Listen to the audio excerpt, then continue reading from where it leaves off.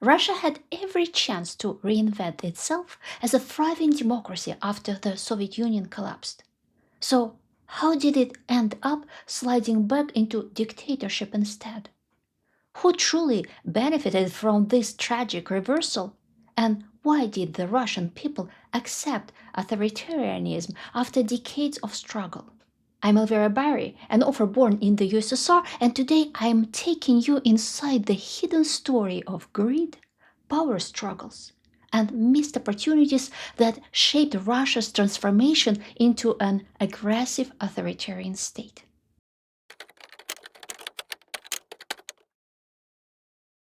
The history of the Soviet collapse is perceived very differently in Russia than in the West. For Europe and North America, the fall of the Berlin Wall was a monumental event. In the USSR, however, the vast majority of people didn't even notice it. They had no idea what it was about. The history of Europe in the USSR was poorly taught since Europe was as distant and inaccessible as Mars. It was happening far away, and it didn't affect everyday life. Most people had little understanding of real democracy. We were taught that democracy existed in the USSR. Soviet ideology was built on the idea that we had a people's government, while in the West, the capitalists were in control. No one understood the meaning of the term, and this was true for both the elites and the general public. As a result, it was unclear what exactly needed to be built and how. The foundation of democracy is the ability to act collectively, belief in common ideas and physical resources, free time, energy, and money. In the late 20th century, none of this existed in Russia. Collective action is learned over generations in town halls and church communities. However, the Soviet government deliberately destroyed any form of social self organization. There were no shared ideas either. During the 70 years of Soviet rule, which shaped the lives of 4 generations, the state hammered a political ideology into people's minds that had no practical application. They would chant, "Glory to the Communist Party." Okay. All power in the Soviet Union belongs to the workers and peasants. But everyone knew that was not true, as none of the workers and peasants had any real power. They proclaimed, "The teachings of Marx and Lenin will live forever." And people nodded, but few actually understood what that even meant. As a result, people tended to view philosophy, ideology, and politics as false and harmful to them personally. The party officials may have been fighting for power, but people knew it did not concern them. Of course, there were educated people in Russia who understood why democracy, a system of checks and balances, and a change in leadership were important, but these people had no resources. In the 1990s, we were experiencing our own Great Depression. Most educated people had no money, no access to the media, and the internet was seen as a luxury for the ultra wealthy. Access to TV and radio was a privilege, not easily granted. To be heard, you either had to pay, be connected to the right people, or be useful to someone in power. This system was known as blood. I have a separate video explaining it. Here's an example. The principal at the school I attended was an educated, forward-thinking person. She proposed introducing democracy into our school. She said that from now on, everything would be different and teachers would listen to students and parents. We held elections. Some people joined the school council, and nothing happened. We all knew what our problems were and desperately wished someone would start addressing them. But it was impossible to solve them because neither the school nor we had the money or the authority to do so. We would have voted to fire the cruel and unfair English teacher, but she was a close friend of the principal. We wanted new modern computers, but instead We had an outdated creaky monster in the computer lab with a black and white screen, and no one was allowed near it because the principal feared we would break it. The same thing was happening on every level. The economy was falling apart. There was no money for anything, and people couldn't even chip in for what they needed. There was nothing to chip in with, as wages were tiny and often delayed or unpaid. As a result, all discussions about democracy only caused irritation. Since those days, the very word democracy became associated with meaningless chatter. Those who insisted on democracy were considered almost mad, like those proposing to build a utopia that couldn't possibly exist. Back then, people didn't dream of fair elections or public discussions on important issues. They dreamed of quick results. The problems were endless, and it seemed like only a strong, fearless leader could solve them.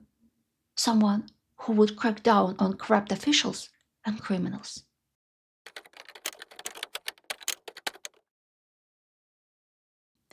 Who held power during those years? Who could really influence the situation? It was the people with resources, acquired through various circumstances. First, there was the old party nomenclatura. By the 1980s, it was already clear that socialism was not working and that the USSR was falling far behind the West in almost every area, except for weaponry, space, sports, and ballet. The party elite had no intention of stepping aside, but they also wanted change. They wanted to preserve their power and trade in their black Volgas for BMWs. All of their future activities were aimed at achieving this. And as we can see, they succeeded. If we read the biographies of key officials in modern Russia, we'll see that the vast majority of them come from the old party nomenclatura.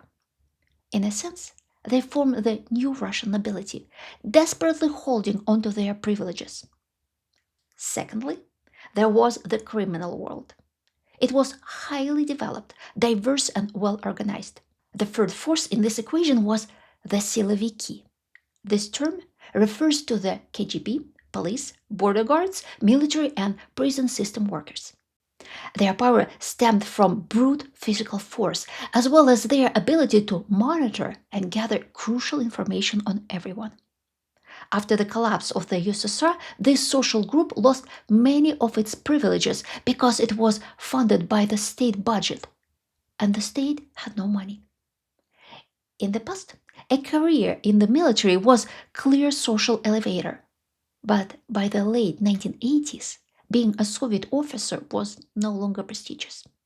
It meant chronic poverty and a life in some remote, forgotten town. Only those who helped young men evade mandatory military service made good money. For police officers, investigators, and prison guards, prosperity depended on their proximity to the leadership and the capital city. It was one thing to be a rural policeman or a guard at a Siberian prison camp, and another to work in the Moscow prosecutor's office. One thing was investigating a case involving two drunks fighting over a woman, and another was dealing with large scale embezzlement or threatening someone with an investigation into such crimes. The same was true for border guards and customs officers. It was one thing to control the flow of used Japanese cars or office supplies from Finland, and quite another to serve on the border with Mongolia. The political police, formerly all-powerful KGB agents, didn't know what to do with themselves. Throughout Soviet history, their work had revolved around fighting freedom of speech, religion, movement, and expression. But in the early 1990s, these issues became irrelevant. They had once been at the top of the food chain, the main predators everyone feared. But now what? The former KGB officers became the link between the major clans because they had the necessary connections and access to data. who was making money, who had what, and who had what secrets. The fourth force in the post Soviet space was made up of famous people: journalists, artists, athletes, etc. People didn't fully understand what was happening, so they instinctively listened to those who occupied high social positions, were well known, and had the admiration of at least a portion of society. This resource was, and still is, highly valuable. Famous people didn't always have money, but they could monetize their fame by supporting those who did.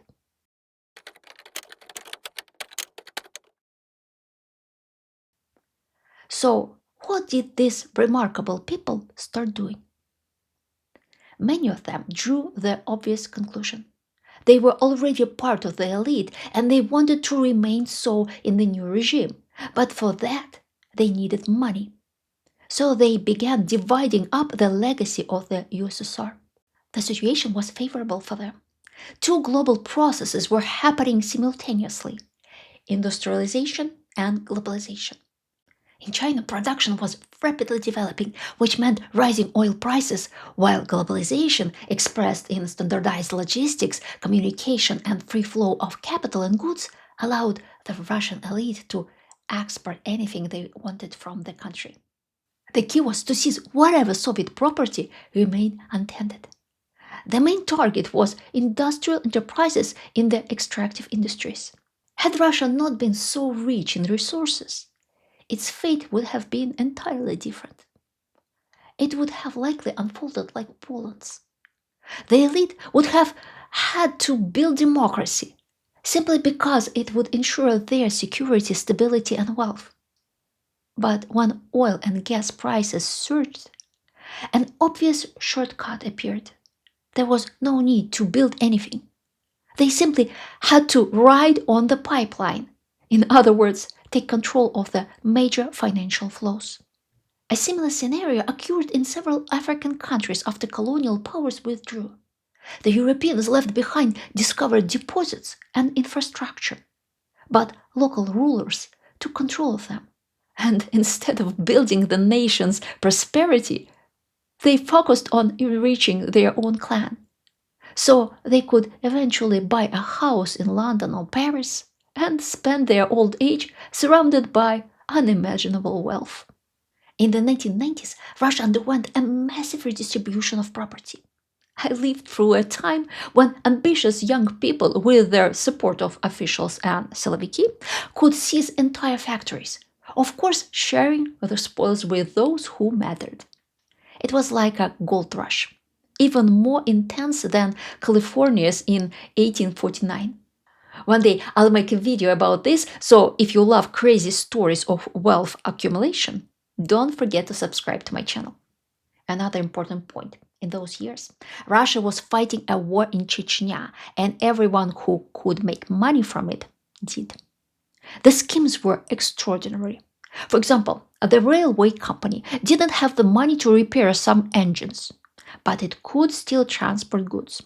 A factory supplying building material to the Far East didn't have the funds to pay the railway company, but it had promissory notes from a chemical plant that made fertilizers. Enter a fixer with strong connections, and voila, building materials go to the Far East.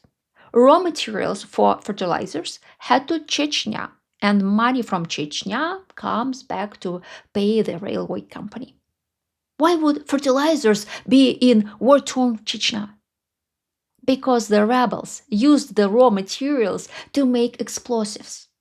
Where did they get the money?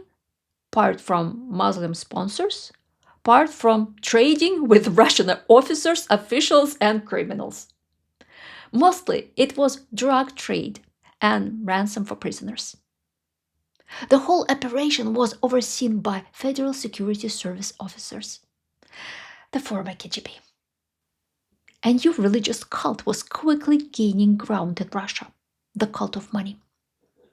And in this environment, everything else became irrelevant. Ideology, any ideology, became insignificant. Money could protect you and your family, while abstract discussions of freedom, patriotism, and justice could not. So everyone who could make money did, and these people grabbed the opportunity greedily, like a starving person grabbing food. We must understand that in the USSR there was no private wealth. The only exceptions were underground criminal lords, and even they could amass lots of money, but it meant little. What good is it to be crazy rich if you can't freely spend your money? You couldn't travel abroad, you couldn't invest your money, you couldn't get treatment where you wanted. An American engineer could buy a luxurious Rolls Royce, while the richest people in Moscow could not. In the USSR, no one could drive such cars. No one could build palaces. No one could send their children to study abroad. And suddenly, all of that became possible. The legislation at the time was a patchwork. Some laws were old Soviet ones, some were new, and some regulations didn't exist at all. Clearly, people who had acquired Soviet enterprises and resources wanted their acquisitions to be secured permanently. Now, let's ask ourselves, what would have happened if Russia had become a democratic country with fair courts, independent journalism, and a functioning parliament? The answer is clear. It wouldn't have been good for these people. They were only comfortable under a regime that guaranteed their impunity. Therefore, the choice was obvious. People with resources wanted someone from their own ranks, someone with the same values and ambitions to lead the country. And they wanted him to stay in power as long as possible, to ensure that the status quo remained unchanged.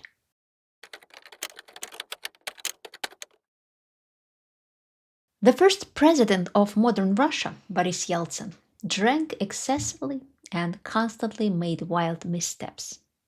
People were ashamed of him. If he had embarrassed himself quietly at home, no one would have noticed. But his disgrace was visible to foreigners, and we know that maintaining face is extremely important in Russia. It's one of the most significant aspects of the national character. It was clear that Yeltsin could no longer handle the position and he needed to be replaced. But by whom? The new leader had to meet four criteria: guarantee the elite's privileges, be decisive yet also able to negotiate with their own people, of course, share the beliefs and values of the elite, look presentable, both in the eyes of foreigners and ordinary people. In the early 2000s, Vladimir Putin looked very presentable compared to the other Soviet era leaders who were often referred to as old mushrooms. He was in excellent physical shape, spoke German, and had a romantic profession: a Secret Service agent. In Hollywood films, Soviet spies were depicted as soulless brutes. But in Soviet films, spies were portrayed as strong, manly, and caring men. This image aligned with the secret fantasies of older Soviet women whose husbands couldn't cope with the economic crisis. This was crucial when you needed to bring millions of people to the polling stations and get them to vote for a little known candidate. For a couple of decades, Vladimir Putin was acceptable to everyone. Due to high oil prices, a flood of money came into Russia, and in general, people's lives improved dramatically. In the 1990s, the average salary was $100 a month, but by 2020, many people earned several times more. People started buying apartments and cars.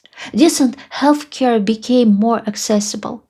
Construction projects were everywhere, and major cities underwent a significant transformation. Ordinary people were happy with the stable growth of their wealth, and the elites were content that Putin was successfully managing conflicts between clans and not interfering with their corruption schemes. This was crucial because corruption and embezzlement became the foundation of Russia's economy and politics.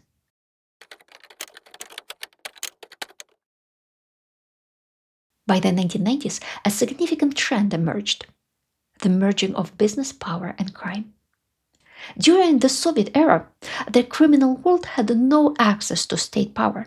But by the time the USSR collapsed, organized crime had both significant wealth and armed individuals ready to solve problems by force. The criminal world began to take over existing businesses, bribing officials and seizing more and more real estate and manufacturing assets. Competing criminal groups often engaged in shootouts, and many gangsters moved into cemeteries permanently, receiving top tier funerals. But soon it became clear that it was much more profitable to be an official and control government contracts or property.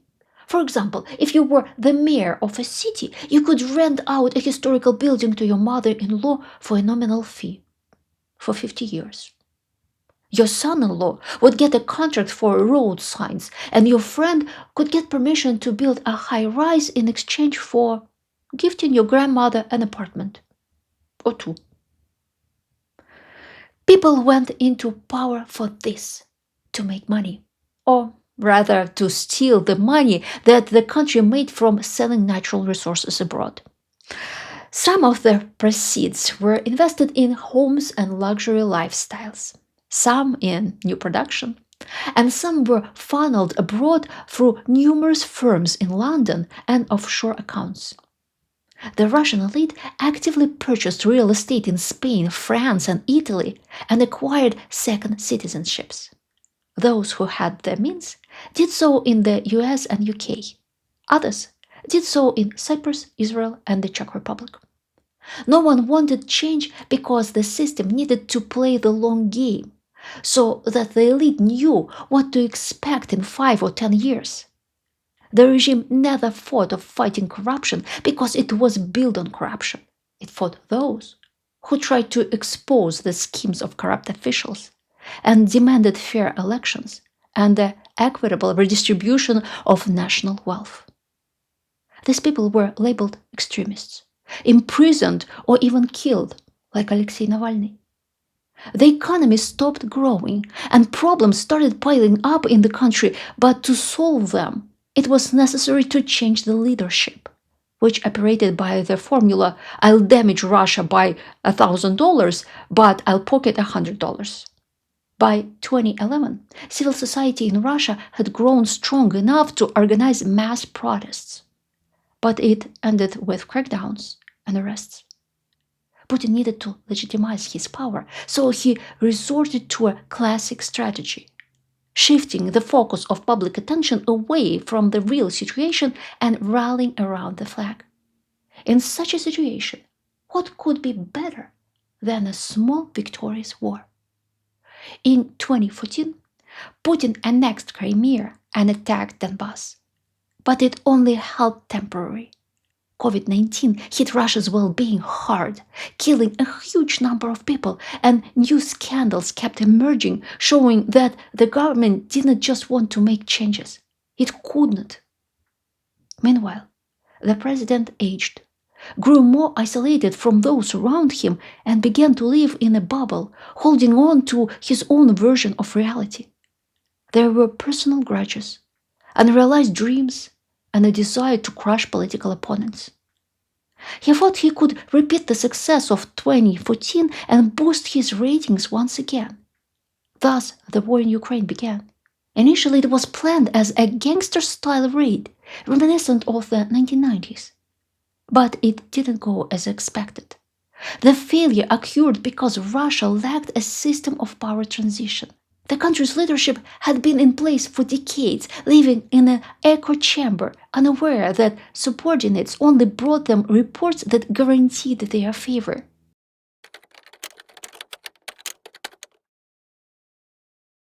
Vladimir Putin's rule has remained stable in part because he played on the widespread sense of resentment that runs deep in Russian society. As I mentioned before, the way recent history is viewed in Russia differs greatly from the West. For the West, the 1990s were a time when the threat of nuclear war and the spread of communism receded. It was a time of relief, where resources could be redirected from defense to building a new life. For Russia, however, the situation felt more like Germany's defeat in World War I. First, the collapse of the familiar system was as unexpected for the Russians as it was for the Germans. Both in Germany and Russia, people lost all their savings during hyperinflation. Unemployment was rampant, and swarms of crooks and criminals emerged while corrupt officials tried to fill their pockets during the nation's collective misfortune. In both Germany and Russia, there was a profound sense of injustice and betrayal. The outside world was either hostile or indifferent. Many intellectuals immigrated, while those who portrayed themselves as patriots and swore loyalty to their country promoted nationalist ideas. In both countries, there was a massive gender imbalance in favor of women. In Germany, due to their losses from World War I, and in Russia, because of the widespread alcoholism among men. This fostered a longing for a strong leader, someone to play the role of the man of the house. Both countries experienced a sharp but short-lived economic rise, along with growing political repression and the suppression of free speech.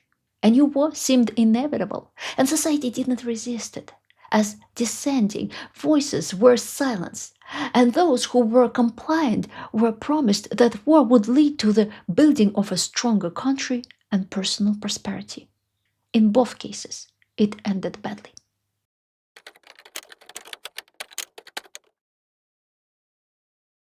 Could Russia have become a democracy in the 1990s? My answer is no. There were no real conditions for it. First, there was no ideological foundation. People simply didn't understand what democracy was, how it worked, and why it was better than the familiar authoritarianism. The values of progress and personal freedom matter only when you know what they are. What could the West have done differently? It could have launched a few Russian language media outlets aimed at the common people and set a condition for the Russian government. If they restrict free speech, the West would stop trading with them and deny visas to the wives, mistresses, and children of high ranking officials. The latter could have been kept confidential. Even back then, Russia had many brilliant journalists and scholars who shared Western values. But they had no way to reach the common people because state controlled media kept them out of the conversation. The internet was still in its early days.